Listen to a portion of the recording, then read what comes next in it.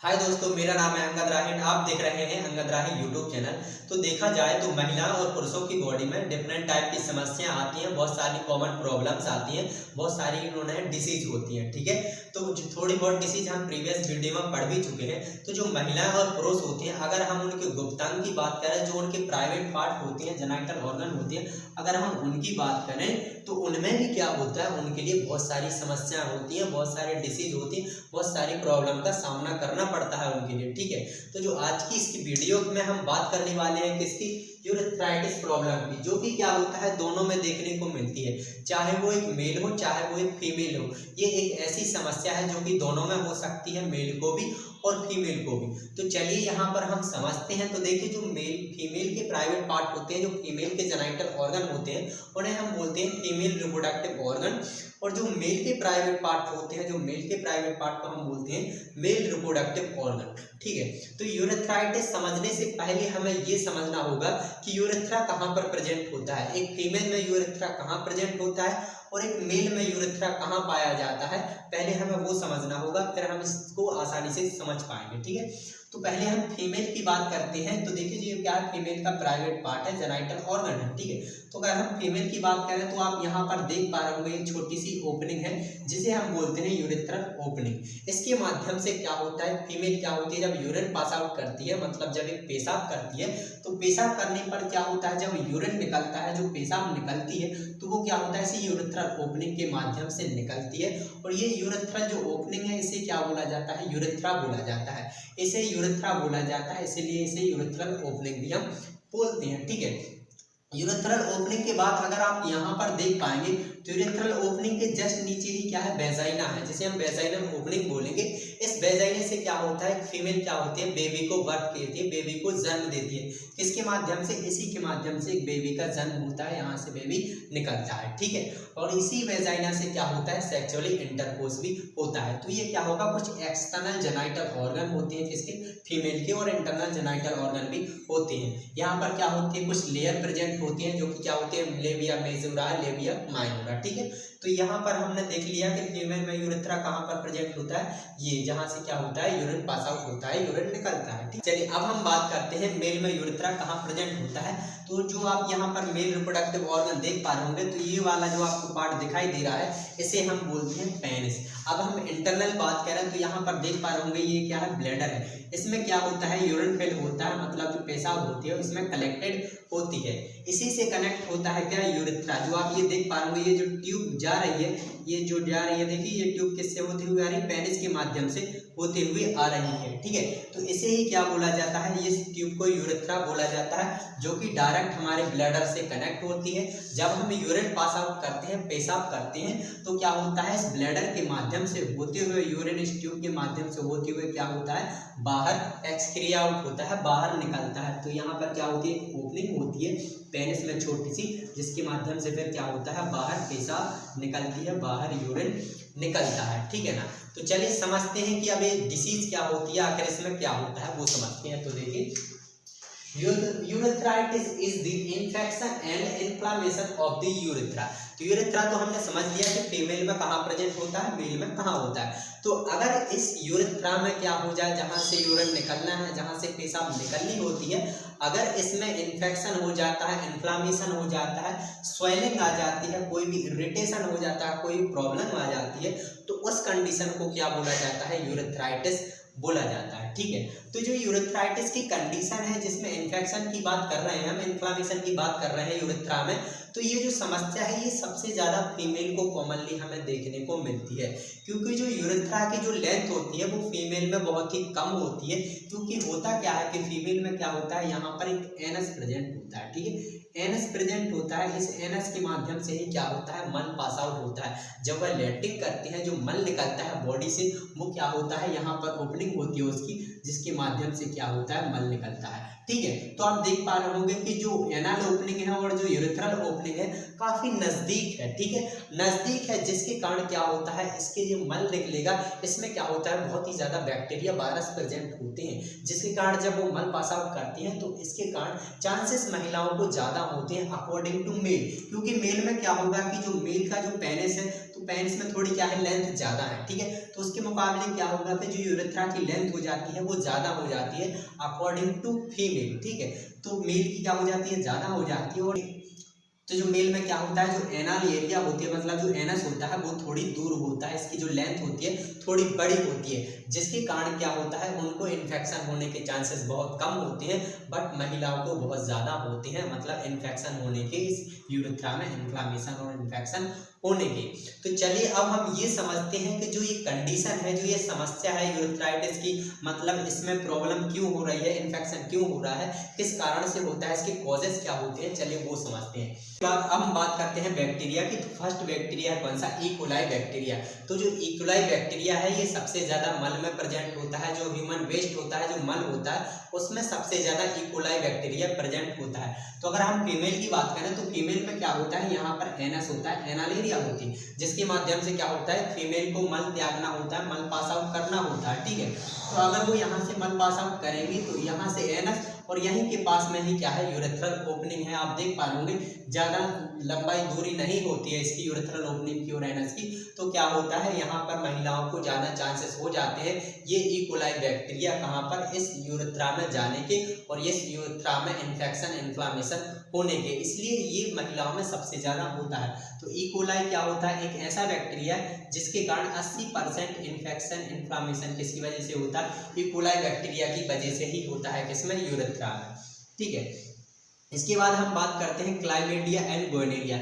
जो क्लाइमेडिया and gonorrhoea है ये एक ऐसे बैक्टीरिया है जो कि क्या है, एसटीडी है, मतलब सेक्सुअल ट्रांसमिटेड डिसीज। अगर किसी को ये समस्या है, मतलब कि अगर ये पुरुष को है तो महिला में होने के चांसेस होते हैं, अगर महिला को ये कंडीशन है तो पुरुष में होने के चांसेस होते हैं, किसके कारण, सेक्सुअल इंटरकोर्स करने के दौरान, ठीक है। तो ये सेक्सुअल ट्रांसमिटेड डिसीज कंडीशन है, मतलब ये सेक्स के दौरान एक दूसरे से फैलते हैं, एक पार्टनर से दूसरे पार्टनर में, ठीक है, उसके कारण भी क्या हो सकता है, इन्फेक्शन हो सकता है। अगर फीमेल को कंडीशन है ऐसी तो मेल को भी हो सकती है उसके साथ सेक्स करने से, ठीक है, ये बैक्टीरिया के कारण, ठीक है ना।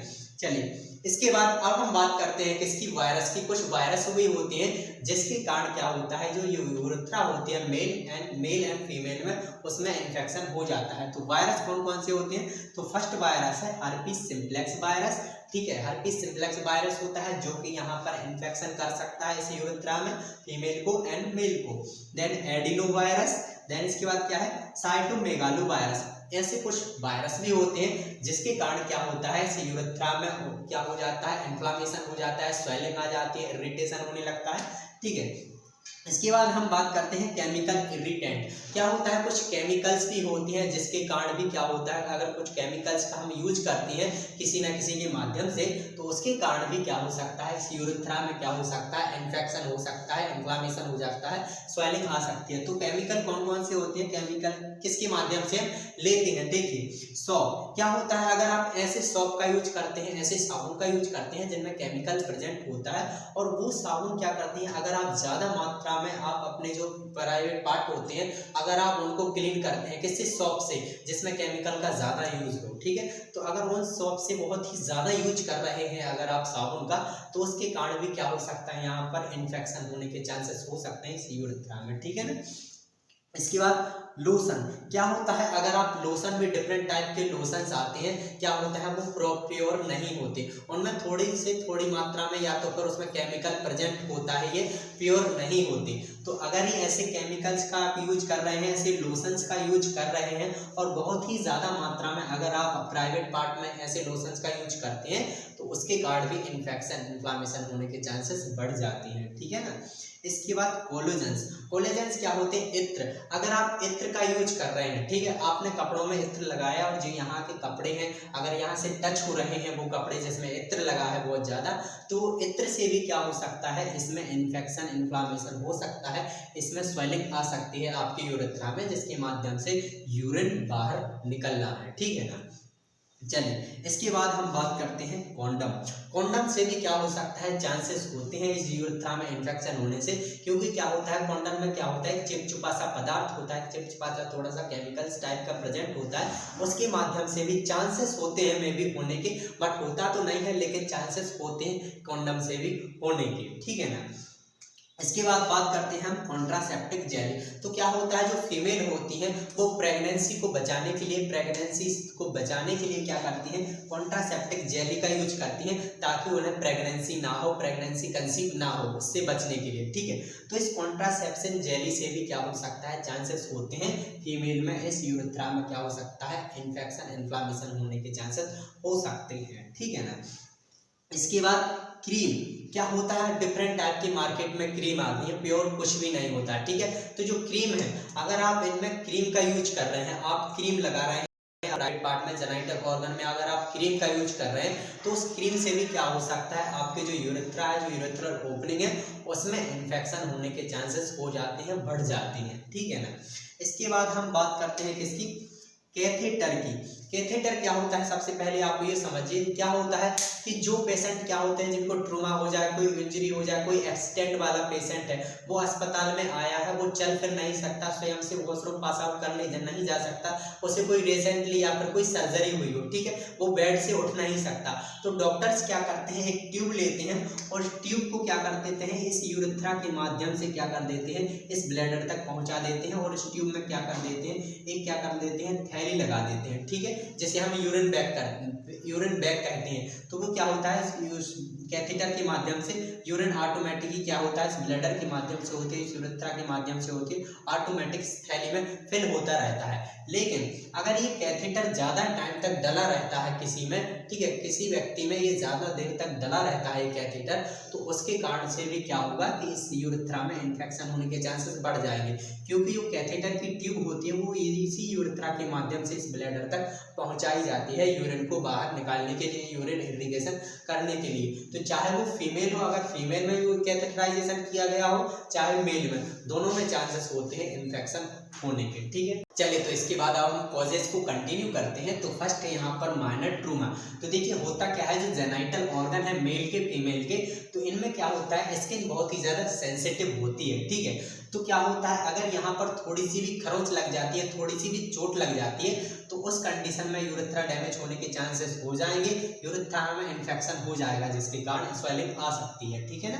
इसके बाद मेडिकल प्रोसीजर, ठीक है, जैसे कि टेस्टिस हो गया, ब्लैडर हो गया, पेनिस हो गया, फीमेल में हमारा यूरेथ्रा हो गया, वेजाइना हो गया, या फिर कोई भी माइनर प्रोसीजर होता है, अगर यहाँ पर जेनाइटल ऑर्गन में छोटा मोटा सर्जरी, छोटी मोटी सर्जरी होती है, तो उस कंडीशन में क्या हो सकता है कि अगर थोड़ा सा भी इंस्ट्रूमेंट की खरोंच लग जाए, तो भी क्या हो सकता है, माइनर प्रोसीजर से चांसेस हो सकते हैं इसमें डैमेज होने की, यूरेथ्रा में इन्फेक्शन होने के, ठीक है ना। इसके बाद देखिए रबिंग और रफ क्लॉथिंग। तो जो फीमेल होती है, जो मेल होते हैं, वो क्या कर लेते हैं, कपड़े से अगर जेनाइटल ऑर्गन को घिस लेते हैं, ठीक है, क्लीन करने के चांसेस में क्या कर लेते हैं, बहुत ज़्यादा कपड़े से घिस लेते हैं, तो कपड़े से घिसने के कारण भी क्या हो सकता है, यूरेथ्रा में इन्फेक्शन होने के चांसेस हो जाएंगे, स्वेलिंग आने के चांसेस हो जाएंगे, अगर इसमें ऐसी कंडीशन करते हैं आप तो, ठीक है ना। इसके बाद मास्टरबेशन क्या होता है, विदाउट पार्टनर के, ठीक है, या लड़के हो या लड़कियां हो, वो अपने विदाउट पार्टनर के अगर वो सेक्स वाली फीलिंग जनरेट करते हैं, तो उसे हम क्या बोलते हैं, मास्टरबेशन करते हैं, ठीक है। फीमेल क्या करती हैं, फिंगर का यूज करके क्या करती हैं, मास्टरबेशन करती हैं। तो उस कंडीशन में भी क्या हो सकता है कि जो यूरेथ्रा है, इसमें चांसेस हो सकते हैं डैमेज होने के, क्योंकि यहाँ की स्किन सेंसिटिव होती है, वो डैमेज होने के चांसेस होते हैं। ऐसे ही मेल में क्या हो सकता है, मास्टरबेशन करने से क्या हो सकता है, जो यूरेथ्रा होता है उसमें चांसेस होते हैं डैमेज होने के, उसमें स्वेलिंग आ जाने के, ठीक है ना। तो उसकी कंडीशन में भी हो सकता है। इसके बाद अब हम बात करते हैं रिस्क फैक्टर के, कि रिस्क फैक्टर इसके क्या क्या होते हैं, चलिए वो बात करते हैं। तो बीइंग इन फीमेल, मतलब कि ये क्या है, दोनों में चांसेस होते हैं यूरेथ्राइटिस होने के, फीमेल में भी और मेल में भी, मतलब फीमेल में थोड़ी ज़्यादा होती हैं, ठीक है। बीइंग इन मेल मतलब मेल में भी चांसेस होते हैं। हैविंग मैनी सेक्सुअल पार्टनर, अगर आप मैनी सेक्सुअल पार्टनर्स के साथ सेक्स करते हैं, डिफरेंट टाइप के पार्टनर्स के साथ सेक्स करते हैं डिफरेंट तरीके से, तो भी चांसेस होते हैं, इसलिए हमेशा एक ही पार्टनर के साथ सेक्स करें, ठीक है ना। इसके बाद एनाल सेक्स विदाउट कॉन्डम, अगर विदाउट कॉन्डम के क्या कर देते हैं, एनाल सेक्स करते हैं। अगर एक मेल, ठीक है, विदाउट कॉन्डम के फीमेल के साथ सेक्स करता है, वो भी एनाल सेक्स करता है, ठीक है। तो मैंने बताया है अभी कि क्या होता है, ये जो मल होता है, जो इंटेस्टाइन होता है, उसमें क्या होता है, जो इकोलाई बैक्टीरिया बहुत ही ज़्यादा प्रेजेंट होता है, ठीक है। तो अगर ये एनाल सेक्स करेगा एक मेल फीमेल के साथ, वो भी एनाल सेक्स, तो उसके कारण से भी क्या हो सकता है कि ये जो फीसेस है, मल है, इसमें चांसेस लगने के चांसेस हो सकते हैं और इसमें इन्फेक्शन चांसेस हो सकते हैं, इसमें यूरेथ्रा में, ठीक है ना। इसके बाद देखिए हिस्ट्री और सेक्सुअल ट्रांसमिटेड डिसीज, अगर किसी को एसटीडी है, मतलब सेक्सुअल ट्रांसमिटेड डिसीज है, तो ये एक ऐसी ही डिसीज होती है जो कि एक पार्टनर से दूसरे पार्टनर के साथ फैलती है। अगर एक मेल को है तो ये फीमेल को हो सकती है, और फीमेल को है तो मेल को होने के चांसेस होते हैं। तो अगर एक एसटीडी डिसीज है तो ये एक दूसरे से हो सकती है। तो ये कुछ क्या होते हैं, रिस्पेक्ट होते हैं। चलिए अब हम बात करते हैं क्लिनिकल मैनिफेस्टेशन की, मतलब अगर एक मेल एंड फीमेल को अगर यूरेथ्राइटिस की समस्या होती है, अगर उनकी यूरेथ्रा में इन्फ्लामेशन हो जाता है, स्वेलिंग आ जाती है, तो उनमें क्या क्या सिम्टम्स देखने को मिलते हैं, क्या क्या लक्षण देखने को मिलेंगे, चलिए वो देखते हैं। तो क्लिनिकल मैनिफेस्टेशन में सबसे पहले हम मेल में देखते हैं कि अगर मेल को ऐसी समस्या होती है, मेल के यूरेथ्रा में स्वेलिंग आती है, तो मेल में क्या क्या सिम्टम्स देखने को मिलेंगे, तो चलिए वो देखते हैं। तो फर्स्ट है हमारा ब्लड इन द यूरिन और सीमेन। तो क्या होगा कि जो यूरिन निकलेगा, जो पेशाब निकलेगी, उसके साथ ब्लड आने की संभावना होगी, ब्लड आ सकता है। और आपको पता ही है कि जो पेनिस होता है मेल का, इसी पेनिस के माध्यम से क्या होता है, सीमेन भी निकलता है, जिसमें कि क्या होते हैं, स्पर्म होते हैं। तो उसके साथ भी ब्लड आने की संभावना होगी, क्योंकि अगर इसमें इन्फ्लामेशन होगा, इसमें स्वेलिंग होगी, तो ठीक है। इसके बाद डिसयूरिया। डिसयूरिया का मतलब ये होता है कि जब आप यूरिन पास आउट करेंगे, वॉशरूम करेंगे, तो उस समय क्या होगा कि आपको बहुत ज़्यादा डिफिकल्टी होगी यूरिन पास आउट करने में, और क्या होगा, बर्निंग सेंसेशन होगी, जलन होगी, ठीक है ना। इसके बाद बात करते हैं डिस्चार्ज फ्रॉम पेनिस।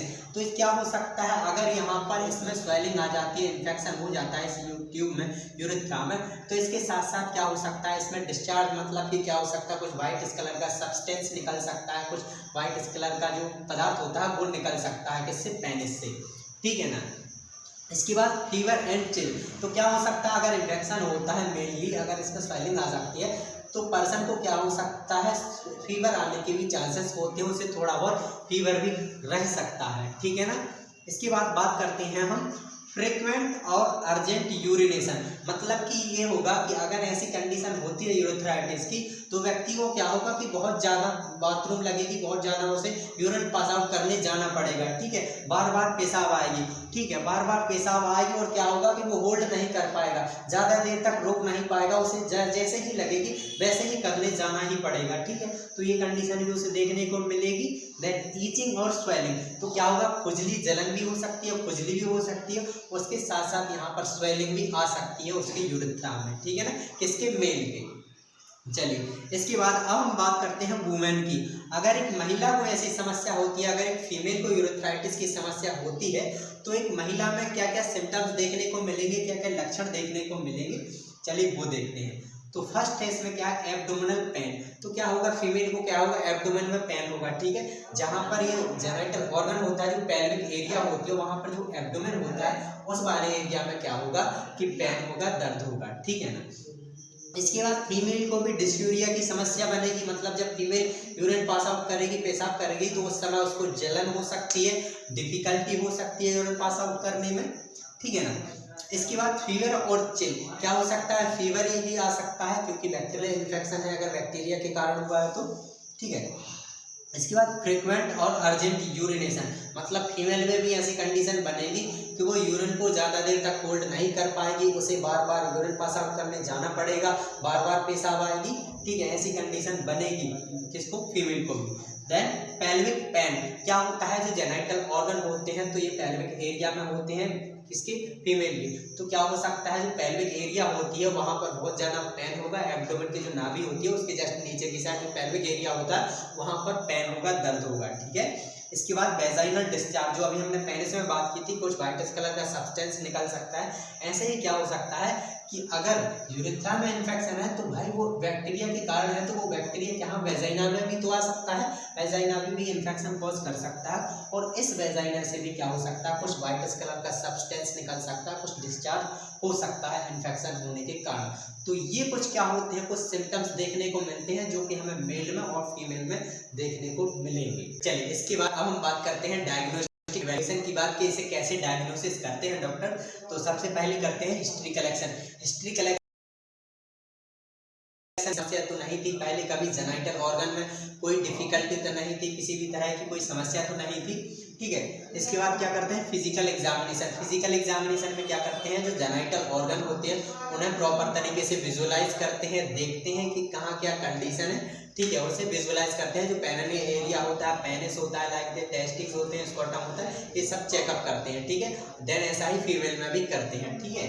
इसके बाद अब हम बात करते हैं digital rectal examination. Digital rectal examination में क्या करते हैं, डॉक्टर्स क्या करते हैं, हाथों में ग्लव्स पहनते हैं, ग्लव्स पहनने के बाद थोड़ी सी उंगली में जेली लगाते हैं, और जेली लगाने के बाद क्या करते हैं, वो एनस से इंसर्ट करते हैं। जो एनस होता है, जो एनल एरिया होता है, उस एनस से उस उंगली को इंसर्ट करते हैं, और वहाँ उस उंगली के माध्यम से फील करते हैं, देखते हैं कि किसी भी तरह का कोई इन्फेक्शन इंटरनल तो नहीं हो गया है, अंदर तक कोई इन्फेक्शन तो नहीं पहुँच गया है। क्या करते हैं, ऐसे ही मेल में करते हैं, देन फीमेल में भी करते हैं, ताकि जो इन्फेक्शन है वो चांसेस तो बढ़ तो नहीं गया है। लाइक दिस, जैसे प्रोस्टेट है मेल के, तो प्रोस्टेट में कोई समस्या तो नहीं हो गई इसमें इन्फेक्शन के होने के कारण, तो कुछ ऐसा किया जाता है। इसके बाद सी रिएक्टिव प्रोटीन, ठीक है, एक सी रिएक्टिव प्रोटीन होता है, वो टेस्ट किया जाता है, क्योंकि अगर यहाँ पर इन्फेक्शन जहाँ कहीं भी बड़ा होता है बॉडी में, तो सी रिएक्टिव प्रोटीन क्या होता है, बढ़ जाता है, ठीक है। तो अगर ऐसी कंडीशन बनती है तो ये टेस्ट भी करवाना होता है। इसके बाद बात करते हैं पेल्विक अल्ट्रासाउंड। जो पेल्विक अल्ट्रासाउंड होता है वो ओनली हमें महिलाओं में करवाना होता है, फीमेल में ही होता है, तो ये असेस करने के लिए फीमेल में अल्ट्रासाउंड भी किया जाता है। इसके बाद यूरिन कल्चर किया जाता है, बैक्टीरिया इन्फेक्शन का पता लगाने के लिए, किसी भी तरह की कंडीशन को असेस करने के लिए क्या किया जाता है कि यूरिन कल्चर कराया जाता है। इसके बाद अब हम बात करते हैं मैनेजमेंट की बात, कि अगर किसी को यूरेथ्राइटिस की समस्या है, देन मेल एंड फीमेल, तो कैसे मैनेजमेंट किया जा सकता है वो देखते हैं। तो फर्स्ट है इसका एंटीबायोटिक। एंटी मतलब अगेंस्ट, बायोटिक मीन्स क्या होता है, बैक्टीरिया। तो बैक्टीरियल इन्फेक्शन के अगेंस्ट वर्क करती है एंटीबायोटिक मेडिकेशन, ठीक है। तो अगर यहाँ पर bacterial infection like this E coli की बैक्टीरिया की वजह से यहाँ पर इन्फेक्शन हो रहा है, तो एंटीबायोटिक चलाते हैं डॉक्टर, एंटीबायोटिक प्रेस्क्राइब करते हैं। इसके बाद देखिए एडमिनिस्टर नॉन स्टेरॉइड इन्फ्लामेटरी। तो क्या करते हैं, नॉन स्टेरॉइड इन्फ्लामेटरी जो ड्रग आती है इन्फ्लामेशन को रिड्यूस करने के लिए, कम करने के लिए, पर स्वेलिंग आएगी, ठीक है, स्वेलिंग आएगी, तो उससे क्या कर देते हैं, नॉन स्टेरॉइड इन्फ्लामेटरी ड्रग दी जाती है कम करने के लिए, जैसे कि आइबुप्रोफेन एंड एसिटामिनोफेन। ये कुछ मेडिकेशन होती है ताकि है वो कम हो सके। तो ये कुछ मेडिकल मैनेजमेंट होते हैं। अगर हम प्रिवेंशन की बात करते हैं, देखिए अगर हम प्रिवेंशन देखा जाए कि प्रिवेंशन क्या क्या हो सकता है, तो ये कह सकते हैं कि आप प्रॉपर तरीके से क्या करिए, हाइजीन मेंटेन करके रखिए, जो आपके सेक्सुअल ऑर्गन है यहाँ पर प्रॉपर तरीके से क्लीन रखिए, ठीक है। इसके बाद आप मल्टीपल सेक्सुअल पार्टनर के साथ सेक्स नहीं करिए, मल्टीपल पार्टनर के साथ सेक्स करना अवॉइड कीजिए। इसके बाद एनाल सेक्स करना भी अवॉइड कीजिए, मास्टरबेशन को अवॉइड कीजिए, मास्टरबेशन भी नहीं करना है, ज़्यादा वो करने से बहुत खराब होता है मास्टरबेशन करना भी, ठीक है, उससे भी हो सकता है। और क्लीन आपको करना ही है, साफ आपको रखना ही है। होता है कि आप सेक्स बाथ भी दे सकते हैं। सेक्स बाथ क्या होता है, थोड़ा सा जो गुनगुना पानी होता है, मतलब ना ज्यादा, थोड़े से टब में थोड़ा सा गुनगुना पानी करके उसे बिठा सकते हैं, आप बैठ सकते हैं अगर आपको प्रॉब्लम है, ताकि यहाँ पर रिलीफ मिल सके आपके लिए, ठीक है। तो ये कुछ प्रिवेंशन किए जा सकते हैं ताकि ऐसी कंडीशन ना बने आपको भविष्य में।